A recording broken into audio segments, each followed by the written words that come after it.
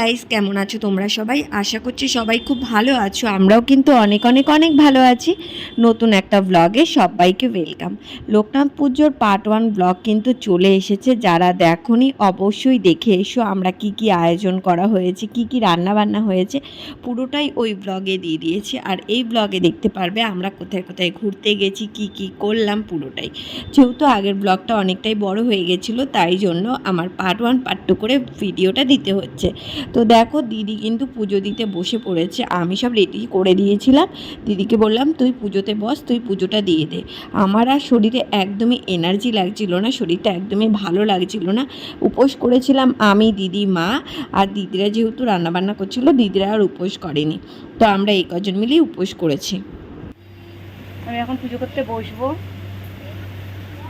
আমি ভেবেছিলাম সুন্দর করে সাজবো গুজবো, আমি এখন ইচ্ছে করছে না।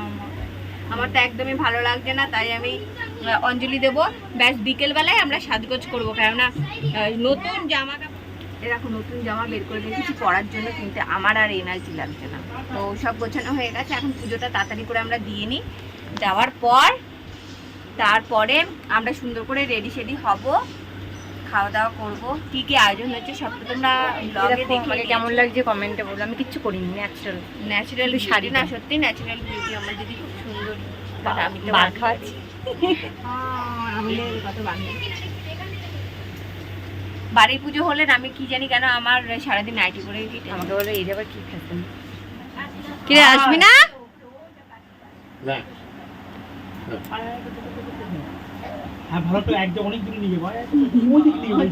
তুমি দাঁড়াও তাহলে আসবে না, দাঁড়াইলে আসবে। দেখ না, দাঁড়াইলে আসবে।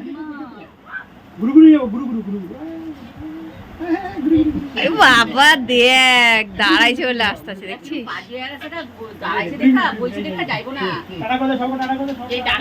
এই যে তোকে কিন্তু সবাই খালি গায়ে দেখে নিচ্ছে। আমি বলে রাখলাম জিৎ, সবাই চলে এসেছে, দিদি, জামাইবাবু, জিৎ সবাই কিন্তু চলে এসেছে। আর এখন দিদি পায়চালি পরতে বসলো। পায়চালি পরার পর পুজো দেবে, পুজো দেওয়ার পর আমরা খাওয়া দাওয়া করব। এখন প্রায় 2-2:30 বেজে গেছে। তাড়াতাড়ি সব কিছু করার চেষ্টা করলাম, তবুও যেন একটু দেরি হয়ে গেল। তো আমরা ভেবেছিলাম 12টা থেকে 1টার মধ্যে সব কিছু করব, কিন্তু সেটা আর হয়ে উঠলো না। এখন দিদি পায়চালি পরতে বসেছে। আর এই দেখো এখানে এইভাবে আমি গুছিয়ে গাছিয়ে সব কিছু রেডি করেছি। আরও অনেক কিছুই কিন্তু করা হতো, কিন্তু টাইমের অভাবে এই মুহূর্তে হয়নি। পরে আমরা আস্তে আস্তে সব কিছু করে নিয়েছিলাম। যত তাড়াতাড়ি পেরেছি পুজোর জায়গাটাকে গুছিয়ে গাছিয়ে পুজোটা দেওয়ার চেষ্টা করেছি। লোকনাথ পুজো মানেই কিন্তু সবার প্রথমে তাল মিষ্টি, মানে লোকনাথ ঠাকুরের তাল মিষ্টিটাই কিন্তু সবথেকে আসল ঠাকুরের প্রসাদ। লোকনাথ নাম তিনি করে নির্বাচন, রামনারায়ণ মনে যে বাসনা ছিল। এখানে তো দিদি পায়চালি পড়ছিল। যাই হোক, কথাগুলো দেবো, তার মধ্যে দেখলাম কি কথাটা না কেটে কেটে যাচ্ছিল। ভিডিওটা এতটাই আমার স্টোরেজ ফুল হয়ে যাচ্ছে, তো ভিডিওটা ঠিক মতো হচ্ছিল না। যাই হোক, তবুও যে ক্লিয়ার এসছে তোমাদের দেখাতে পারলাম, এটাই অনেক। তো এর মধ্যে আবার গপুও চলে আসবে, দেখো। ভয় নাই, আছি আমি তোমাদের পাশে, জেগে রব তোমাদের সিদ্ধ লাভ আসে। গুরুকে প্রণাম করি শিষ্যকে দুইজনে, তপস্যা করিতে তার বসিলেন দুজনে। অবশেষে একদিন পূর্ণ হলো আশা, ব্রহ্মজ্ঞান লোভী তাদের ধ্যান ভঙ্গ হইল। সম্মুখে গুরুহে দেখি প্রণাম করিল, গুরুদেব শিষ্যতায় বুকে তুলি আনিল। গুরু বলে শিষ্য লাভ সিদ্ধিলাভ হলো এই স্থান। সকালবেলা সেই 7টার সময় ঘুম থেকে উঠে আমরা বাড়ি গেছি। তারপরে কিন্তু গপুর চোখে একটুও ঘুম নেই। ওর কোলে থাকতে থাকতেই ওর যে ঘুমটা একটুও পাচ্ছে না, আর খিদেও আজকে পাচ্ছে না, খেতেই চাইছে না ছেলেটা। তো দেখো এখন দিদুনের কোলে বসে আছে, আর মা এখানে প্রদীপ জ্বালাচ্ছে, মোমবাতি জ্বালাচ্ছে, তাই জন্য কিন্তু ও তাকিয়ে রয়েছে মোমবাতির দিকে। আর বারবার না ঘুরে ঘুরে দিদির দিকে তাকাচ্ছে, যে মাসির দিকে, যে মাসি এটা কী পড়ছে। দেখো মাসির দিকে তাকিয়েই রয়েছে। আমি যতবার বলছি আমার দিকে তাকা, ও আমার দিকে ক্যামেরার দিকে তাকাচ্ছেই না। ও ফল ফুল এইগুলো দেখছে, ঠাকুরটাকে দেখছে যে কি হচ্ছে। গপু আগের বছর আমার তখন 4 মান্থ বা 5th মান্থ হয়তো ছিল, 5 না 6 মাস তখন আমি প্রেগনেন্ট। তখন কিন্তু গপু মানে আমার পেটে ছিল। আর এখন দেখো গপু আমার কোলে বসে রয়েছে।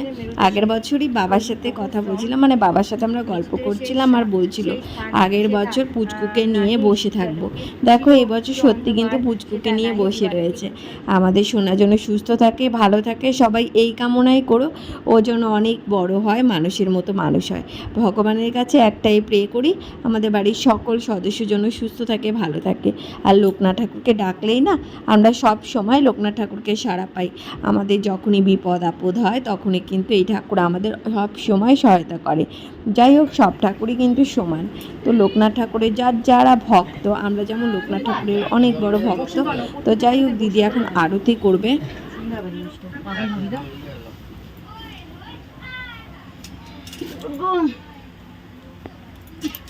ও সুগারটারে কমাই দিও।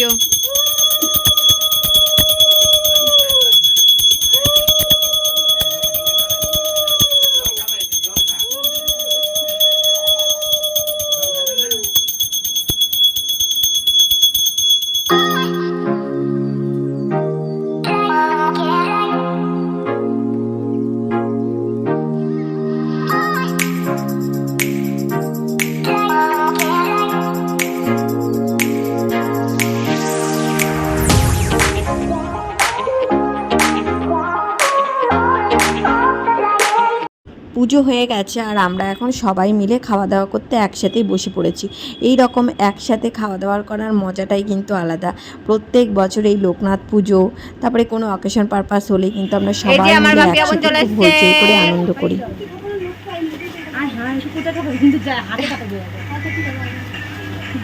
আমি খুব ভালো হাতে কাটাতে পারি। এই দাঁড়া, সুন্দর করে দেখা, কি সুন্দর লাগছে না আমার বোনকে দেখাতে। আমার বোন সুন্দরী হয়ে যাচ্ছে, মোটা হয়ে যাচ্ছে। দুদিন পর বোনের বিয়ে। বিয়ের ফুল ফুটবে, বিয়ের ফুল ফুটবে। জন্মদিনে সবাই কয় জন্মদিন ভাবনা, বিয়ে ভাবনা, প্রচুর ভাই আলু মালু সবাই কইতেছে মনে হচ্ছে কথা কইতাছে। যা মাটির লগা জায়গা। বিকেলবেলা সবাই একটু সেজে গুজে বেরিয়ে পড়লাম ঘুরতে। আমাদের এখানে একটা জায়গায় কিন্তু অনেক বড় করে লোকনাথ পুজো হয়, সেখানেই যাচ্ছি একটু লোকনাথ ঠাকুরটাকে নমস্কার দিয়ে আসতে। আর ওই জায়গাটা না খুব সুন্দরভাবে সাজিয়েছে গুছিয়েছে, চলো তোমাদের দেখিয়ে আসি। তো যাই হোক, বাড়িতে একটা জিনিস নিতে ভুলে গেছিলাম, তো এসে এত গরম লেগে গেছে, দেখো কী আর সাজবো। দিদি আমাকে অনেক করে বলেছিল চল বোন একসাথে সেম শাড়ি দুজনে মিলে পরি, একটু ফুল টুল লাগিয়ে সাজবো। কিন্তু বিশ্বাস করো আমার এত পরিমাণ গরম লাগছিল, শরীর খারাপ লাগছিল। তো যাই হোক, এই কুর্তিটা দিদিরা আমাকে দুর্গাপুজোর সময় দিয়েছিল। দুর্গাপুজোর সময় আমি তখন প্রেগনেন্ট ছিলাম, তোমাদের গপু ছিল তখন তো আর পুজোর সময় বেরোতে পারিনি। তারপরে না সেরকমভাবে কোথাও যাওয়াও হয়নি আর পড়াও হয়নি। যতবারই ভেবেছি পড়বো পড়াই হচ্ছিল না, ফিটিংস করাও হচ্ছিল না আর পড়াও হচ্ছিল না।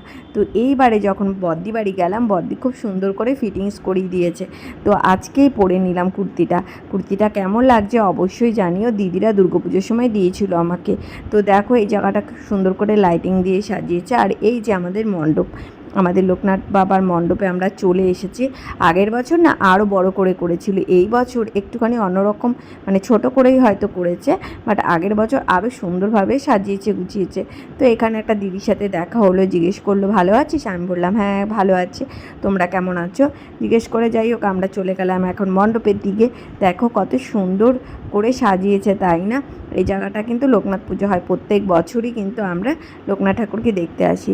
আমাদের বাড়ি ঠাকুরকে পুজো টুজো দিয়ে আমরা এখানে একটু ঘুরতে আসি। এই ঢাকের আওয়াজটা যে কি ভালো লাগে, পুরো দুর্গাপুজো চলে এসছে, তাই না? তোমাদের কি মনে হচ্ছে পুরো দুর্গাপুজোর ঢাকের আওয়াজ? তো আমারও তাই মনে হচ্ছিল। আর দেখো খুব সুন্দর করে সাজিয়েছে গুছিয়েছে, ওপরটা কি সুন্দর লাগছে, তাই না? আর ওই যে সামনে লোকনাথ ঠাকুর, আমি একদম সামনের দিকে যেতে পারিনি কারণ ওখানে ধুনুচি নাচ করছিল, তাই জন্য আর সামনের দিকে যেতে পারিনি। তোমরা একটু ঢাকের আওয়াজটা শোনো।